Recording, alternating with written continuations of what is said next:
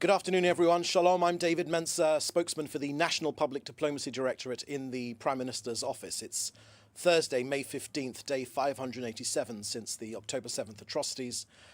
Please put your questions in the chat with your name and news outlet. I've got a couple of brief points to share with you just before that, and then we'll get to your questions. Firstly, on the last night's terror attack, in a nation scarred by terror, last night's attack was especially cruel and vile at the most vulnerable moment of human life.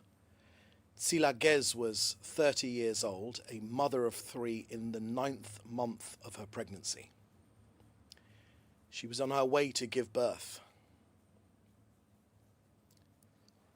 Last night, a Palestinian terrorist opened fire on Route 446 near Bruchin in Samaria. Tsila was murdered. Her husband, Hananel, was wounded. Doctors fought to save both lives. They managed to deliver the baby boy by emergency C-section. That poor child is now fighting for his life. This is not just another tragedy, it's the face of evil. A mother bringing life into the world, struck down by terror. The Prime Minister expressed the shock of the nation. This abhorrent attack shows the difference between us, who cherish life, and the terrorists who seek to destroy it, he said. To make that point, Hamas praised the murder. They called it heroic. The wave of brutal, indiscriminate terror is driven by Hamas and Iran. Their aim to kill our people, to spread chaos, to ignite new fronts. They will fail. The Prime Minister has entrusted our security forces to find and punish the killers and all those who help them. There will be no safe haven for terrorists in Judea and Samaria. The IDF is hunting them relentlessly. This week alone, a bomb factory was dismantled in Tulkarem, and Jenin's head of Islamic Jihad was eliminated. Israel will not rest. We will defend life proudly and without pause. Next to Gaza, Israel is intensifying its operations against Hamas in Gaza. Over 2,000 targets struck and hundreds of terrorists eliminated since fighting resumed. Hamas continues to use hospitals and schools as terror bases, a cruel violation of international law. The IDF and Shin Bet destroyed Hamas's infrastructure underneath the European hospital in Khan Yunis and eliminated key operatives hiding in Nasser Hospital. On the negotiations in Doha, the Prime Minister's confirmed that following the release of Idan Alexander, Israel has a team in Doha for negotiations to release the hostages according to the original Witkoff framework. Israel has already accepted, and the Hamas terror organization, of course, as usual, have refused to accept that Witkoff proposal. It's a phased deal. Israel, and the most important phase being Hamas must release hostages. Hamas keeps saying no. Lastly, on aid in Gaza, Israel continues to monitor the humanitarian situation in Gaza. The claims of famine are unfounded. They've always been untrue. They serve the interests of Hamas. Hamas exploits the aid to operate. It operates to loot the aid, to prevent it from reaching Gazans, and it uses it for its own purposes. The answer is extremely clear. The aid must be transferred to Gazans in a manner that prevents Hamas involvement. And that is precisely what we're working on together with our American allies. Okay, that's the end of our briefing here today. I will now take your questions. Please put your questions in the chat together with your name and your news outlet, and we'll take your questions. First question I can see here is from Abbas al-Lawati from CNN. And Abbas, you've asked, the US-backed aid organization established to manage a new model for distributing humanitarian assistance in Gaza announced Wednesday that it would begin operating in the enclave by the end of the month, and that Israel would lift its over 2-month blockade in the interim. Can you give us more details about that? And if indeed it will start operating by the end of the month? Thank you for that question, Abbas. Look, it's been very, very clear over this 19-month war that Hamas is profiting from the aid which has gone in, and unfortunately, UNRWA in particular, and others as well, have been looking the other way. During the last hostage release pause, over 25,000 aid trucks went in. There is still food in Gaza. Hamas are holding on to it. They need to open up the food to the people. Markets are open in Gaza. There is food. There's certainly no shortage. The real crisis is Hamas looting and selling the aid, taxing it and diverting it to the terrorists. Now, on your point, the US, I can share with you, has proposed a new aid mechanism, and it's designed to bypass Hamas. The important point, though, is that the UN needs to cooperate. Right now, they are refusing to cooperate, and the long and the short of it is they're effectively helping Hamas stay in business. There's no famine in Gaza. There's a famine of truth. When Israel opened their gates for aid, Hamas stole it. And the UN and many so-called human rights groups know this, but unfortunately they've traded facts for fanaticism. Some of these NGOs, I would say, they're no longer defending humanity. They defend Hamas, and the blood libel which has been spread against Israel is not just a lie, it's modern-day incitement to anti-Semitic hatred dressed in humanitarian drag. When it comes to the United Nations, warning of impending gloom, as they always have. Look, the United Nations has produced 367 reports on Gaza since October 7th. Not one serious analysis of Hamas's use of human shields has taken place. That's not an oversight. Now, Amnesty and Human Rights Watch, they pretend to be neutral. They're not. They're ideological hit squads. These NGOs, they accuse Israel of terrible crimes while ignoring the plight of Israeli hostages. So that's what I can share with you when it comes to the latest American plans to get aid into Gaza. Where there is a hunger in Gaza, it is hunger orchestrated by Hamas, but our American allies are working on a plan to bypass Hamas and get the food directly to those that need it most. Next question from Joel Pollack at Breitbart News. Can you share information about the condition of the husband of Tzila Gez? Was he injured in the attack? Thank you for that question, Joel. The latest information that we have is that he was injured. I've seen his status as lightly injured. I know that he's been able to speak to his children about the catastrophe which has befallen that family and the killing of their mother. And for further information, I would recommend that you contact the hospital where Hananel was treated. Next question. Does Israel feel encouraged by President Trump's insistence that Saudi Arabia, in Saudi Arabia yesterday, that an Iran deal must also include an end to supporting terror and proxy wars abroad? Thank you for that question, Joel. Look, when it comes to Iran, we are on precisely the same page as the Americans.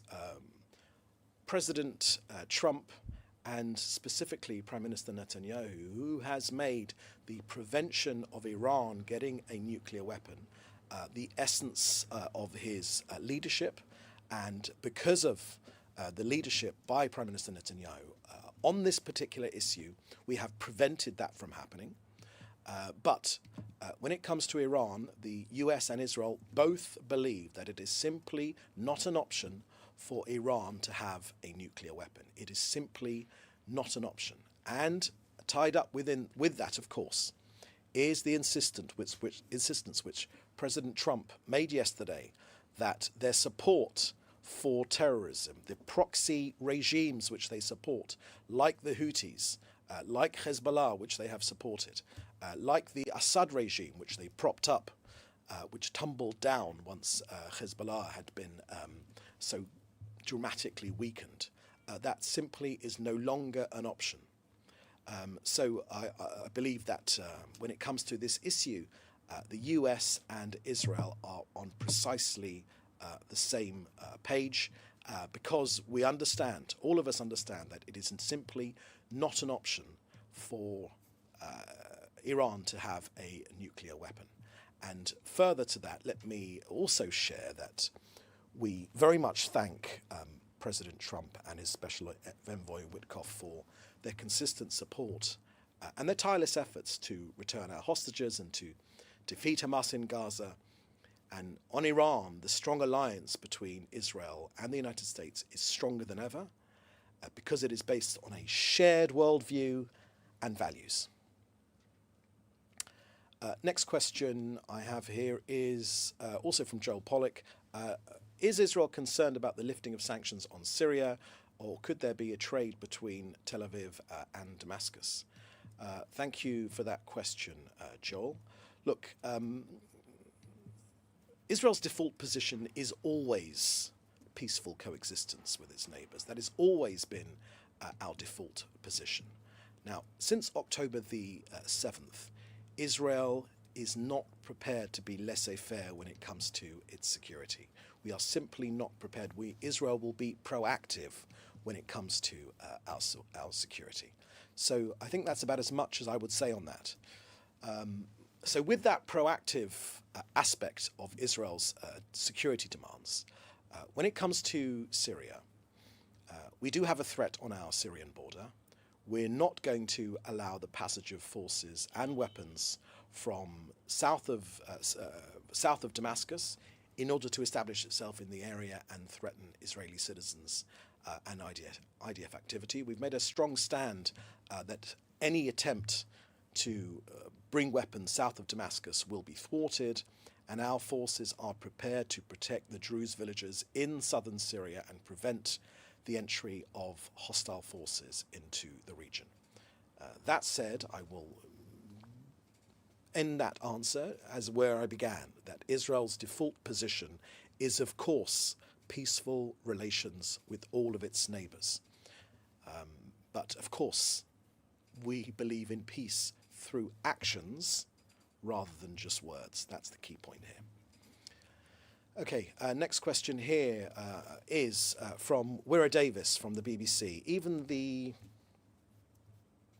There we go. Even the new humanitarian your question, Wira Davis. Even the new humanitarian foundation that's been tasked with replacing aid distribution has called for the lifting of the blockade. Is this something which the Israeli government will now do? Thank you for that question, Wira. I believe I've answered the question on aid into Gaza pretty comprehensively earlier in this briefing and in the questions that I've had already. So I think that can answer your question. Just a reminder that the 1.8 million tons of aid have gone into Gaza. Now, you're from the BBC, Wira, and I can tell you that that is enough to fill Wembley Stadium 80 times. During the 42-day period, when there was a hostage release pause, 25,000 aid trucks entered Gaza. So there is still food in Gaza. That's our assessment. That is Israel's assessment. There is still food in Gaza. But it is our objective to work with our American allies to try and solve the problems caused by Hamas, who are creating hunger as another tool to gain international sympathy. They don't care about their own people. They're not worried about Gazans dying. They wish more Gazans would die. But we want to work together with our American allies to ensure that when aid goes in, it bypasses Hamas and goes directly to the people in need. Okay, question from Slava Tartakovsky from RIA Novosti News Agency. How does the Israeli government perceive Trump's visit to the Arab countries in the region and the fact that Israel is not included in the tour?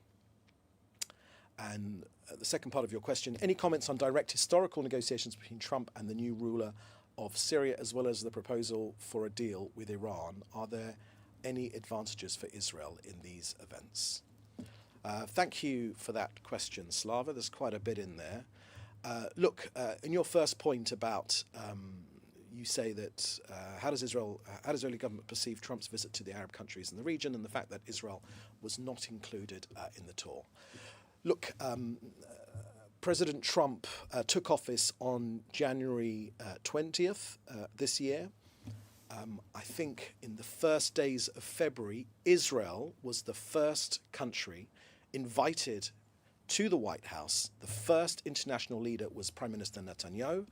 I was proud to be inside in that delegation. I stood in the Oval Office and I heard the president's commitment to this country, which is why Israel believes, and our Prime Minister believes, and our government believes, and our people know that we have had no better friend than President Trump in the White House. No better friend, no closer relationship ever than between that of the White House in Washington, D.C. and Jerusalem. The Prime Minister has also subsequently visited Washington again, so he's had two visits in that short period of time to Washington, D.C. So this notion of, this notion is just, I think, plainly erroneous. The Prime Minister and the President are in constant contact. The Prime Minister and Mr. Witkoff, his chief negotiator, are also in constant contact. There are no two nations which are closer than Israel and the US because we have shared values and a shared vision of the future, as well as shared enemies as well. You've asked me about Syria, and I've shared with you our views on that. And are there any advantages for Israel in these events? Look, when it comes to Iran, yes, of course, Iran and the US have both made a commitment that it is simply not an option for Iran to gain nuclear weapons. Simply not an option. So one way or the other, whether through diplomatic means or through other means, that is our joint objective between our two nations to stop that from happening. Okay, next question here is from Joel Pollack from Breitbart News. Was the release of Eden Alexander truly unconditional, or did Israel agree to conditions to be revealed later? Thank you for that question, Joel.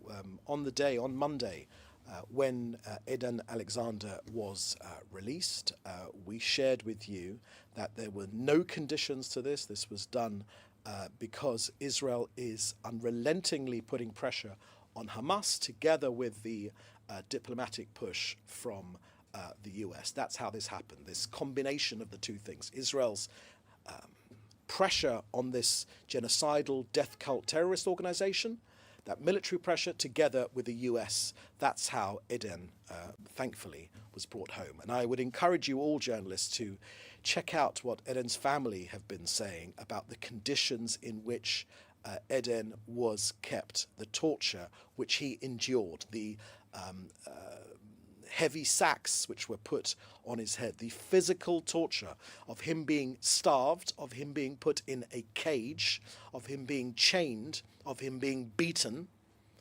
I would encourage you to look at that, because I haven't seen any reports of that in any international media. Next question here is a second question here from Wira Davis at the BBC. The killing and the murder, you say, of a heavily pregnant woman, Tel Agez, in the West Bank overnight was abhorrent, and the most right-minded people would call for the perpetrators to be dealt with in full accordance of the law.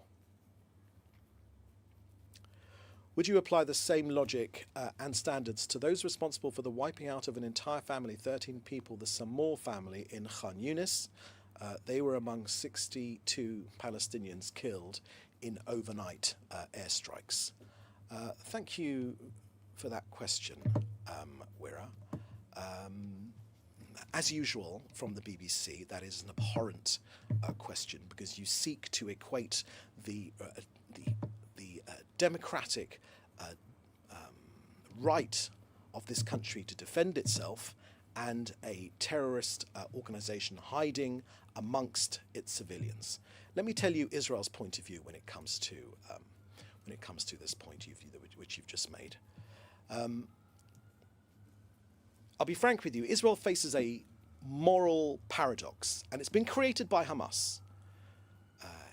When we strike a military target and get condemned by you, Wera Davis, as you've just done now, or if we don't strike and then reward the use of human shields, Hamas deliberately embeds its commanders underneath hospitals, knowing that any Israeli strike, however legal and precise, will generate headlines which they can weaponize, which they do. It's a textbook case of asymmetric warfare. The IDF is punished, as you are seeking to do right now, for acting, and Hamas is rewarded for hiding amongst civilians. So, I don't know the details, specific details of the case you're talking about, but when Hamas turns hospitals into military bases, it forfeits their protection under international law. And we have a choice. Do we let arch criminals, terrorists, like Mohammed Sinwar, Yahya Sinwar's brother, the de facto leader, one of the leaders of Hamas, do we let him live? Or do we stop him? Now, if Israel doesn't strike when targets like Sinwar present themselves, then Hamas's human shield strategy wins. And the war loses its meaning in terms of its war, the war we have against Hamas. So this strike, particularly the ones against the Nasser hospital, it wasn't just legal, it was necessary.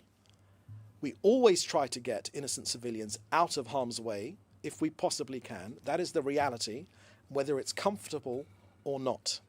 And I would say to the BBC, who have acted with tremendous irresponsibility during this entire conflict. Number one, creating that documentary using the children of Hamas ministers. Number two, paying Hamas, physically paying British taxpayers' money going towards a terrorist, genocidal, death cult, terrorist organization. And of course, number three, the cherry on the cake is the BBC's insistence not to label Hamas a terrorist organization, despite the fact that the British government does rightly call it a terrorist organization. The BBC does not call it a terrorist organization. And we can be left in no doubt whatsoever, that the BBC does not consider the Hamas a terrorist organization, because it doesn't call it a terrorist organization, because it is sympathetic towards Hamas. That is what its actions, the BBC's actions, show extremely clearly. So these sorts of false equivalents which you're sending me now, they are offensive as they are supportive of Hamas. Okay, I've got another couple of questions here. I need to round up pretty quickly. Riccardo Cavalieri from RAI News 24. What are the status of negotiations in Doha with Hamas? Disregard this question.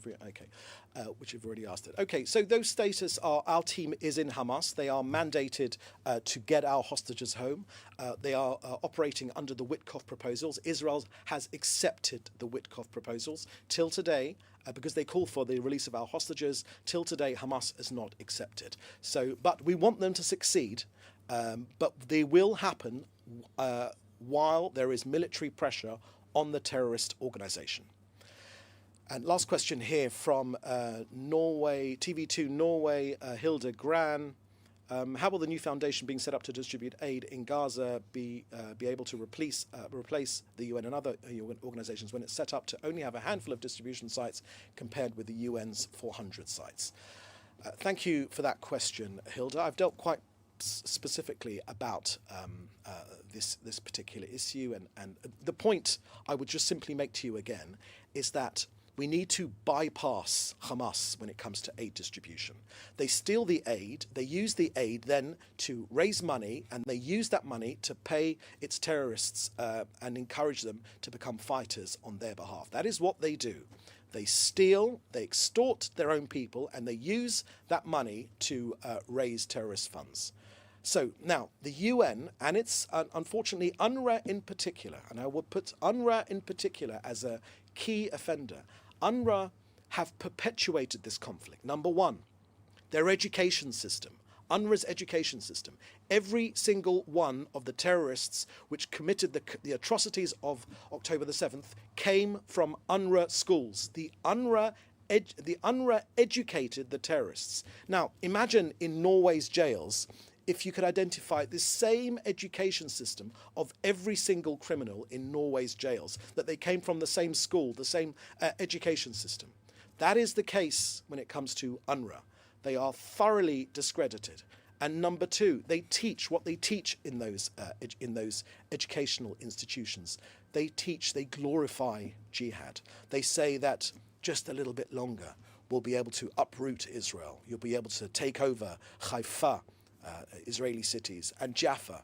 You will be able to go back to those countries and we'll uproot the state of Israel, despite our 3,500 roots in this land. And of course, that Hamas actively embedded themselves, still till today, embed themselves in UNRWA institutions, that UNRWA staff actually took part in the massacre, and that more than 1,000, almost 1,500 UNRWA employees are members of Hamas. They are members of Hamas. So I would say it's imperative, if you care about a better future for Gaza, that this discredited UN institution is moved away from anything to do with Gaza, because they have to have such a terrible record in perpetuating this conflict, looking the other way when Hamas have stolen the aid, and also their failure when it comes to education. Okay, my friends, that's the last question. Thank you for joining us today. We're available for questions or for interview or for anything else. In the meantime, you can get in touch with us in the usual way. Thank you for joining us this time. Please do stay safe, and we'll see you next time. Thank you. Bye-bye. Thanks for watching. Drop a comment below. Don't forget to like, share, and hit subscribe to stay updated with our latest content. Until next time, stay informed and inspired. This is Djobnik signing off.